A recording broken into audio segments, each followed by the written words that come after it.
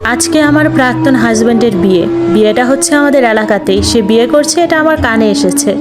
এসব খবর বাতাসের সাথে উড়ে, কিন্তু খবরটা শুনে আমার খারাপ লাগছে না, কষ্ট কিংবা দুঃখও লাগছে না। তবে একটু আফসোস হচ্ছে সেই মেয়েটার জন্য যাকে সে বিয়ে করছে। আমার আর সোহেলের 2 বছর 11 মাসের সংসার ছিল। মানুষটা ভালো নাকি খারাপ সেসব বলবো না, কিন্তু আমাকে প্রচুর পরিমাণে সন্দেহ করত। বিয়ের 4 মাসের মাথায় সে প্রবাসে চলে যায়, তখন আমি 2.5 মাসের প্রেগনেন্ট। সুখ দুঃখ মিলেই সংসার। মেয়েরা একটা সংসারের আশায় বাবার বাড়ি ত্যাগ করে। শত কষ্ট হলেও কোনো মেয়ে বোধহয় চায় না তার সংসার নষ্ট হোক। আমিও বোধহয় চাইনি। একটু একটু মানিয়ে নিতেই হয়, সেটা সময় মেয়েদেরকে বেশ ভালো করেই শিক্ষা দেয়। কিন্তু ওই যে বললাম, মানুষটা আমাকে অত্যাধিক সন্দেহ করে। সে মনে করতো আমার পরকীয়া সম্পর্ক আছে। এসব নিয়ে একটু 19-20 হলেই বাবা মা তুলে সে কি গালাগালি। আমি কান্না করতাম। কাউকে বললেও তারা বলতো তুই হয়তো সত্যি এমন কিছু করেছিস, তাই তো ছেলেটা রাগারাগি করে। হুদাই কি আর কেউ নিজের বউকে অন্য বেটার সঙ্গে মিলায়? কেউ আবার যুক্তি এগিয়ে দিয়ে বলতো এক হাতে তালি বাজে না, তোর দোষ না থাকলে এসে বলবেই বা কেন? আমার আফসোস হতো, বড্ড আফসোস। কেন আমি সরল মনে তাকে আমার কিশোরী বয়সের করা ভুলটা বলে দিলাম।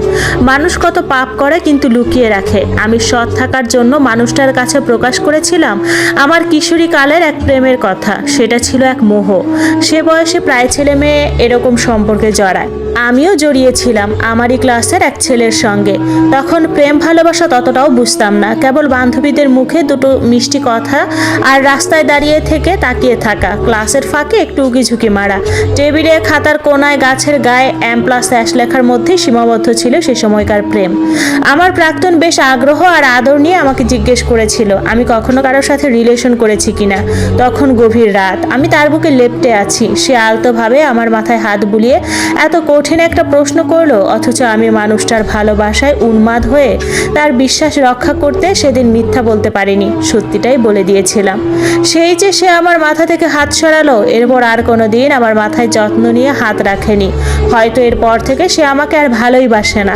কথায় কথায় ধমকাতো, যেন আমার সাথে দুটো মিষ্টি কথা বলা মহা অন্যায়। কখনো ফোন করে আমি কেমন আছি জানতে চাইতো না। নিয়ম রক্ষার্থে 2-3 দিন পর পর ফোন দিত।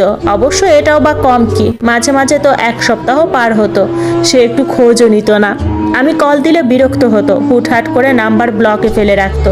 তাকে বুঝে উঠতে পারিনি আমি। দীর্ঘ 9টা মাস পর যখন আমার কোল আলো করে আমার রাজপুত্র এলো, ভেবেছিলাম সে খুশিতে আত্মহারা হয়ে যাবে।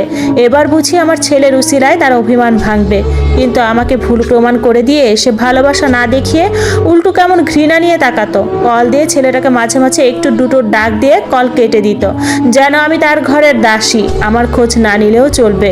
জন্মের পর থেকে আমার ছেলেটা কেমন যেন ছিল, ঠিক বলতে পারবো না আমি। তবে শাশুড়ি প্রায় বলতো আমি নাকি প্রতিবন্ধী বাচ্চা পয়দা করছি, কিন্তু আমার বাচ্চাটাকে আমার কাছে পৃথিবীর সবচেয়ে সুন্দর আর সুস্থ বাচ্চা মনে হতো। নিয়তি এবারও আমায় ঠকালো। আমার বাচ্চাটা সত্যি সুস্থ ছিল না। জন্মের 2.5 মাস পর সে আমাকে ছেড়ে চলে গেল। শুধু চলেই গেল না, আমাকে জাহান্নামে রেখে গেল। শাশুড়ি আর হাজবেন্ড যেন একেবারে পেয়ে বসেছিল। বাচ্চা হারিয়ে যখন আমি পাগল প্রায়, তখন তারা আমাকে মিথ্যা অপবাদ দিয়েছে। আমার বাচ্চা মারা যাওয়ার জন্য নাকি আমি দায়ী। আমি নাকি চাইতাম আমার সন্তান মারা যাক। পৃথিবীর কোনো মায়ের উপর এমন মিথ্যা অপবাদের তকমা যেন না পড়ে।